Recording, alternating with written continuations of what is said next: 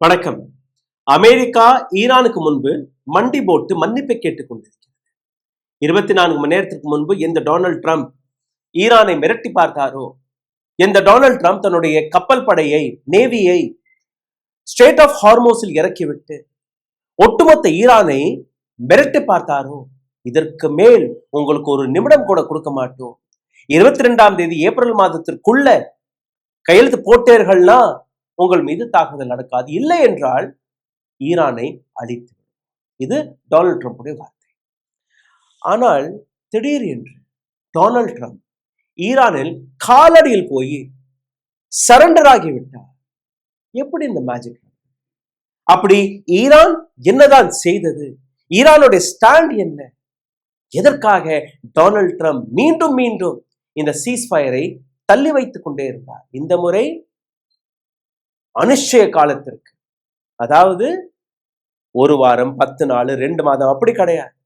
என்னைக்கு வரை இந்த பிரச்சனைக்கான ஒரு தீர்வு வரவில்லையோ அன்னைக்கு வரை இந்த சீஸ்ஃபயரை அறிவித்திருக்கிறார் டொனால்ட் ட்ரம்ப். ஆனால் இந்த சீஸ்ஃபயரை ஈரான் ஏற்றுக்கொண்டது. ஈரானின் இஸ்லாமிக் ஆர்மி கொடுத்த பதில். உண்மை என்ன? டொனால்ட் ட்ரம்ப் எங்களை பார்த்து பயந்து போயிருக்கிறார்.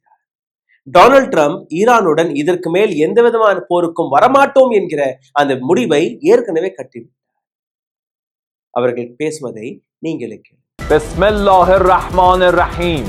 சியாசத்மதாரான ஹபீஸ் வ கூடக்கஷ அமெரிக்காயி சஹ்யோனி. இந்த வீடியோவில் உங்களை இன்னும் ஆழமாக பிடிச்சிருக்கும் முன்பு ஒரு சிறிய கோரிக்கை சார்ந்த மிகப்பெரிய அளவில் முடக்கக்கூடிய வேலையை பார்த்திருக்கிறார்கள். இதிலிருந்து மீட்டெடுப்பதற்காக உங்களுக்கு உதவி தேவைப்படுகிறது. நீங்கள் செய்ய வேண்டிய ஒரு சில சாதாரணமான விஷயங்கள்: லைக், ஷேர், சப்ஸ்கிரைப் பட்டனை தட்டுங்கள், இந்த வீடியோவை பகிருங்கள், உங்களுடைய கேள்விகளை, கருத்துக்களை கமெண்ட் பாக்ஸில் எழுதி விடுங்கள். இதையும் தாண்டி பொருளாதார ரீதியாக மிகப்பெரிய அளவில் முடக்கக்கூடிய வேலை பார்த்து வருகிறார்கள். அதிலிருந்து மீட்டெடுப்பதற்காக அருகில் இருக்கக்கூடிய QR கோடை பயன்படுத்தி உங்களால் முடிந்த உதவி நீங்கள் தெரிவிக்கலாம்.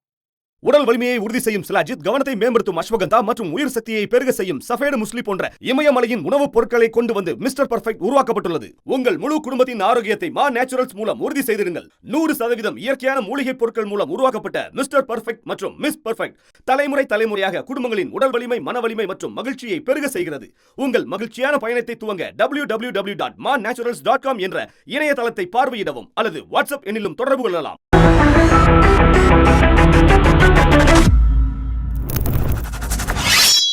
டொனால்ட் ட்ரம்ப் இந்த அளவில் சரண்டர் ஆனதுக்கான காரணம், ஈரானை பார்த்து எதற்காக டொனால்ட் ட்ரம்ப் பயந்து பம்மிக் கொண்டிருக்கிறார்? எதற்காக டொனால்ட் ட்ரம்ப் சரண்டர் ஆனார் என்கிற கேள்வியை நீங்க பார்த்தீர்கள்னா, இதற்கான ரீசன் பல இருக்கிறது. முக்கியமாக CIA வெளிவிட்ட அந்த ரிப்போர்ட், அமெரிக்கன் மீடியா வழியாக வெளிவரக்கூடிய ரிப்போர்ட்டை நீங்க நம்பினீர்கள்னா, வாஷிங்டன் போஸ்ட், நியூயார்க் டைம்ஸ், ட்ரம்ப்புடைய அட்மினிஸ்ட்ரேஷன், ட்ரம்ப்புடைய அட்வைசர்ஸ், முக்கியமாக எக்கனாமிக் அட்வைசர்ஸ்கள், மிலிட்டரி அட்வைசர்ஸ்கள், இன்னும் சொல்ல போனால் டைரக்டர் ஆஃப் CIA, அமெரிக்காவின் இன்டெலிஜென்ஸ் ஏஜென்சிகள், இதை தாண்டி டொனால்ட் ட்ரம்பிற்கு மிக நெருக்கமாக இருக்கக்கூடிய Peter Hegseth, defence secretary, defence minister கூட, state secretary, foreign ministry Marco Rubio மற்றும் வைஸ் பிரசிடென்ட் JD Vance, இந்த அனைத்து நபர்களுமே நேற்று இரவு ஒரு மீட்டிங்கில் இருந்திருக்கிறார்கள். அந்த மீட்டிங்கில் மிக தெளிவாக CIA ஒரு ரிப்போர்ட் எடுத்து வைத்திருக்கிறது. இந்த ரிப்போர்ட்டை நீங்க பார்த்தீர்கள்னா 4 மிக முக்கியமான புள்ளிகளை அவர்கள் டிஸ்கஸ் செய்திருக்கிறார்கள். முதல் புள்ளி, escalation risk, conflict was getting unpredictable with chances of wider regional war. அதாவது CIA கொடுத்த இந்த பதிலை நீங்க பார்த்திருப்பாங்க. கடந்த 15 இருந்து 20 நாட்கள் சைனா ஈரானிற்கு ஏராளமான மெட்டீரியல்ஸ்களை, ரா மெட்டீரியல்ஸ்களை சப்ளை செய்திருக்கிறது. அந்த ரா மெட்டீரியல்ஸ்களை வைத்து ஈரான் தன்னுடைய மிசைல் ஃபிளீட்டை பலப்படுத்தியிருக்கிறது. பல மடங்கு அவர்களுடைய மிசைல்கள் பலமடைந்திருக்கிறது. அதாவது இப்போ இவர்களிடம் இருக்கக்கூடிய ரேஞ்ச் ஆஃப் மிசைல்ஸ் குறைஞ்சபட்சம் 4000 கிலோமீட்டர், இதற்கு மேலும் இருக்கலாம். ஆனால் எங்களுக்கு கிடைத்த தகவல் படி 4000 கிலோமீட்டர் வரை அவர்களுடைய மிசைல் அடிக்க போகிறது. இது அவர்கள் கிடைத்த முதல் விஷயம். ரெண்டாவது நீங்க பார்த்தீர்கள்னா, இதுலயே ஆர்மி கொடுத்த பதில், உங்களுடன் எந்த விதமான ப்ராக்சியும் இந்த போரில் களமிறங்க மாட்டார்கள். அமெரிக்கா தனியாக போராட வேண்டும். அப்போ அமெரிக்காவிற்கு ஒரு மிகப்பெரிய பிரச்சனை வர இருக்கிறதுனால் இந்த போரில் நம்ம இறங்கணும். ரெண்டாவது ரீசன் டொமெஸ்டிக் பிரஷர். அமெரிக்காவிற்குள்ள இருக்கக்கூடிய மக்கள், அங்க இருக்கக்கூடிய இராணுவம், அமெரிக்காவில் இருக்கக்கூடிய எதிர்க்கட்சி, இந்த அனைத்து நபர்களுமே டொனால்ட் ட்ரம்பிற்கு எதிராக மிக பெரிய குரலை எழுப்ப தொடங்கிவிட்டார்கள். வரக்கூடிய தேர்தலில் டொனால்ட் ட்ரம்ப் தன்னுடைய பதவியை இழக்கக்கூடிய வாய்ப்புகள் இருக்கிறது. இதையும் அந்த மீட்டிங்கில் பேசியிருக்கிறார்கள். மூன்றாவதாக அலைஸோடைய push, Saudi Arabia, UAE, Kuwait, Qatar, GCC நாடுகள், மிடில் ஈஸ்ட்ல இருக்கக்கூடிய நாடுகள் டொனால்ட் ட்ரம்பிற்கு ஒரு பிரஷரை போட்டிருக்கிறார்கள். உடனடியாக இந்த பிரச்சனைக்கான தீர்வு வேணும், இந்த போர் நடக்கக்கூடாது. ஒவ்வொரு நாளும் பல லட்சம் கோடி ரூபாயை நாங்கள் இழந்து கொண்டிருக்கிறோம் ஒவ்வொரு நாளும். அதனால் இந்த போரில் எங்களுக்கு எந்த விதமான விருப்பமும் கிடையாது. நீங்க இறங்கினீர்கள்னா அதுக்கான நஷ்டத்தை நீங்க தான் பார்க்கணும். ஸோ ஜிசிசி கண்ட்ரி, மிடில் ஈஸ்ட்ல இருக்கக்கூடிய கண்ட்ரிகள் கைவிட்டு விட்டார்கள் டொனால்ட் ட்ரம்ப். இது மூன்றாவது. நான்காவது புள்ளி எக்கனாமிக் அட்வைசர் கொடுத்தது. இது ரொம்பவே முக்கியமானது. ஆயில் பிரைசஸ், கச்சா எண்ணெயுடைய விலை உயர்ந்து கொண்டிருக்கிறது. கேஸ் பிரைசஸ் உயர்ந்து கொண்டிருக்கிறது. இதை தாண்டி நீங்க பார்த்தீர்கள், அப்படி இந்த எஸ்கலேஷன் வளர்ந்தது என்றால், அடுத்த போர் நடந்துச்சு என்றால், எப்படி ஸ்ட்ரெய்ட் ஆஃப் ஹார்மோஸை அவர்கள் முடக்கி இருக்கிறார்களோ அதே போன்று ரெட் சி, லெபனான் பக்கத்தில் இருக்கக்கூடிய ரெட் சி, அதையும் முடக்கி விடுவார்கள். லெபனான் ஏற்கனவே இந்த வேலையை பார்த்திருக்கிறது, யமன்.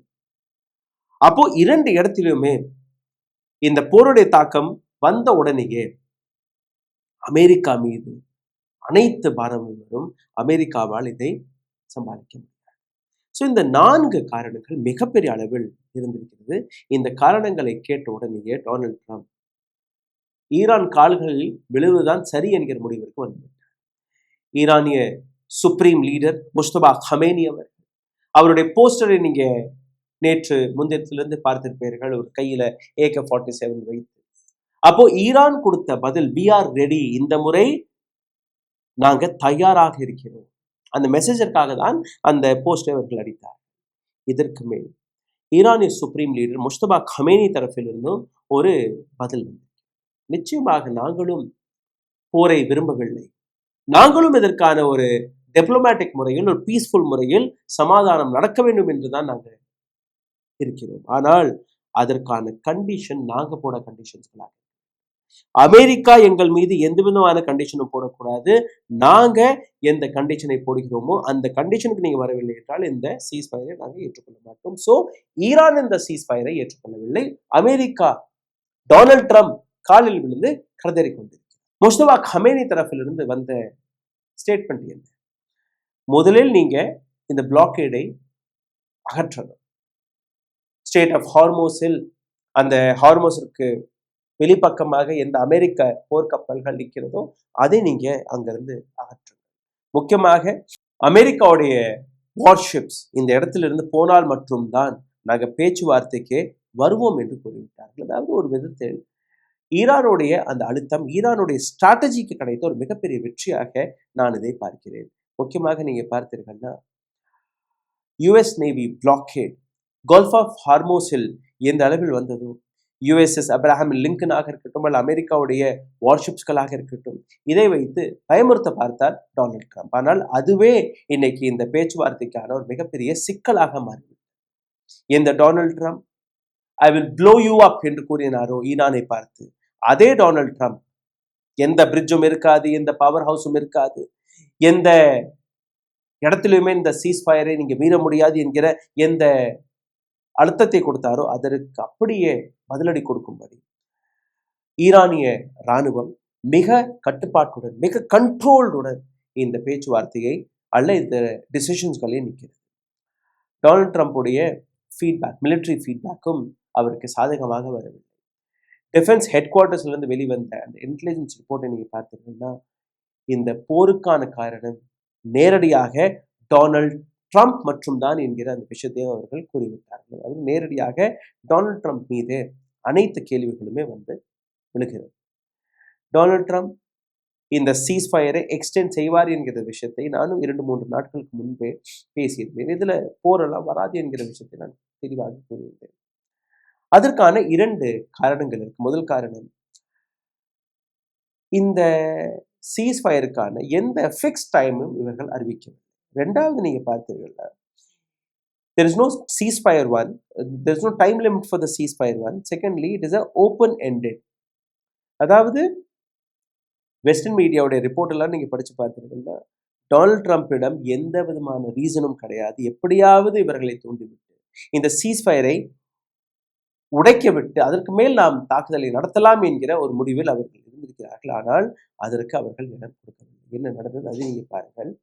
முஸ்தபா கமேனி மட்டுமல்ல, அவருடைய அட்வைசரான கலீபா இவரும் இந்த இடத்தை அவருக்கு கொடுக்கவே இல்லை. அதாவது டொனால்ட் ட்ரம்ப் டிப்ளமேட்டிக் முறையில் ஒரு பக்கம் பேச்சுவார்த்தைக்கு வருகிறார் என்று கூறுகிறார், இன்னொரு பக்கம் தன்னுடைய ராணுவத்தை எப்படி ஸ்டேட் ஆஃப் ஹார்மோஸில் விட்டு, அதாவது கன் பாயிண்ட்ல இந்த பேச்சுவார்த்தை நடக்காது.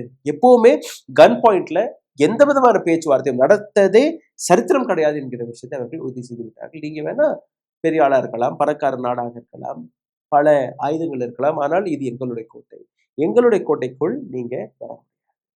ஜேடி வான்ஸை பற்றி நீங்க பார்த்தீங்கன்னா, பாகிஸ்தான் தன்னுடைய டெலிகேஷனையும் தெஹ்ரானுக்கு அனுப்பியது. அதாவது அமெரிக்காவுடைய டெலிகேஷனாக தான் இதை பார்க்கிறார்கள். ஈரான் ரொம்பவே இன்டெலிஜென்ட்டாக, ரொம்பவே ஷார்ப்பாக, ஸ்மார்ட்டாக இந்த ஒட்டுமொத்த பிரச்சனையை கையாண்டு வருகிறது. எப்படி?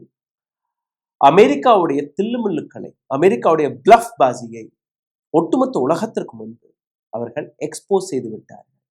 ஜேடி வான்ஸ் அவருடைய விமானம் அமெரிக்காவில் இருக்கக்கூடிய ஏர்ஃபோர்ஸ் பேஸ் பிரின்ஸ் ஆண்ட்ரூ ஏர்போர்ட்ல நிற்கிறது. இஸ்லாமாபாத்ல இருந்து தொடர்ந்து யுஎஸ் டெலிகேஷன் இஸ்லாமாபாத்திற்கு தொடர்பு கொண்டே இருக்கிறார்கள். ஏதாவது ஒரு கிரீன் சிக்னலை காட்டுங்க, நாங்க இங்கிருந்து பறக்கிறோம். ஒண்ணுமே நடக்கவில்லை. ஜேடி வான்ஸ் மற்றும் மற்ற நபர்கள் எல்லாருமே பாகிஸ்தான் அங்கிருந்து எந்த விதமான மெசேஜை கொடுக்க போறார்கள் என்கிற ஒரு விஷயத்திற்காக காத்து கொண்டிருந்தார்கள். அதற்காகவே 2 நாட்களுக்கு முன்பு ஆசிஃப் முனீர், பாகிஸ்தானுடைய ஃபீல்ட் மார்ஷல், ஆர்மி சீஃப், அவர் தெஹ்ரானுக்கு சென்றிருந்தார். அந்த படத்தையும் நீங்க பார்க்கிறீர்கள். அராக்சியுடன் எடுக்கப்பட்ட அந்த படம். 2 நாட்கள் மிக ஆழமான பேச்சுவார்த்தை நடந்தது. பல்வேறு விஷயங்களில் பேச்சுவார்த்தை நடந்தது. ஆக்சுவலி ஆசிஃப் முனீர் அமெரிக்காவுடைய ஏஜென்ட்டாக தான் அங்கே போயிருந்திருக்கிறார். இந்த இடத்துல சைனா, ரஷ்யா இதெல்லாம் விட்டு விடுங்க, நேரடி talk between Iran and America. Asim Munir எந்த விதமான விஷயங்கள் எடுத்து வைத்தால் கூட எல்லாத்தையுமே அவர்கள் கொலாப்ஸ் செய்து விட்டார்கள். அதாவது காம்ப்ளெக்ஸ் இஷ்யூவாக எதை நாம் பார்த்து வருகிறோமோ அந்த காம்ப்ளெக்ஸ் இஷ்யூக்கான இன்னொரு அர்த்தம் தான் ஈரானிய லீடர்ஷிப்புடைய அந்த ரெட் லைன்ஸ். இதை செய்யாத வரை நாங்க பேச்சுவார்த்தைக்கு தேவை. இப்போ டொனால்ட் ட்ரம்ப் என்ன செய்கிறார்?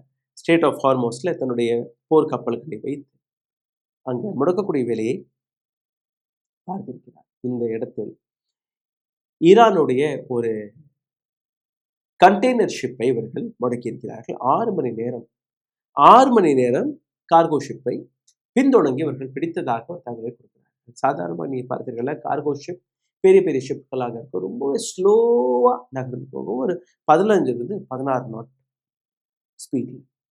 அதே நேரத்தில் அமெரிக்கா கையில் இருக்கக்கூடிய இந்த கப்பல்களுடைய ஸ்பீட் கொஞ்சம் அதிகமாகவே இருக்கும். அவர்கள் 6-7 மணி நேரம் அதை சேஸ் பண்ணி எல்லாம் பிடிக்க தேவையில்லை, நேராக போய் பிடிச்சி அடிச்சிருக்காங்க. அப்போ 6 மணி நேரம் எதற்காக நடந்தது? காரணம், யுஎஸ் நேவியுடைய டிஸ்ட்ராயர்ஸ்கள் இந்த கார்கோ கப்பல் மீது வேணும்னே 6 மணி நேரம் வரை பின்தொடங்கி இருக்கிறார், ஸ்லோவா பின்தொடங்கி இருக்கிறார். இதற்கான காரணம், ஈரான் வெறுப்படைந்து இவர்கள் மீது தாக்குதலை நடத்துவார். அதாவது அமெரிக்காவின் இந்த போர்க்கப்பல்கள் மீது தாக்குதலை நடத்துவார்கள்.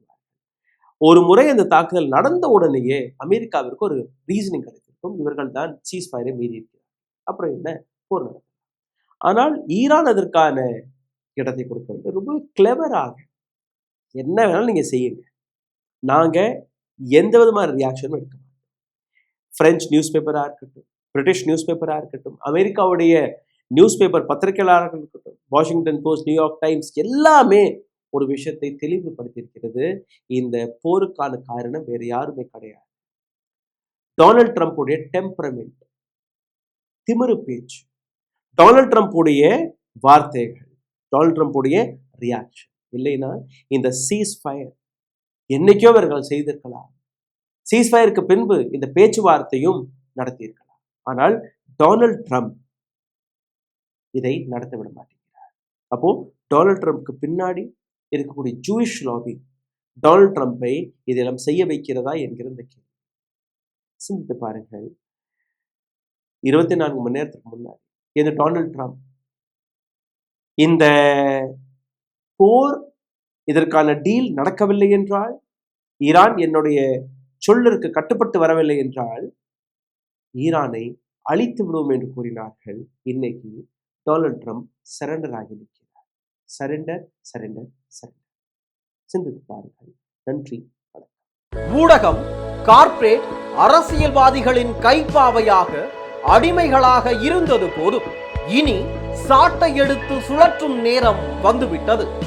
ஊடகம் பொதுமக்களாகிய உங்களுக்காக, உங்களாலேயே இயக்கப்பட வேண்டும். ஊடக சுதந்திரத்திற்காக உங்களின் பங்களிப்பை இன்றே அளித்திடுங்கள்.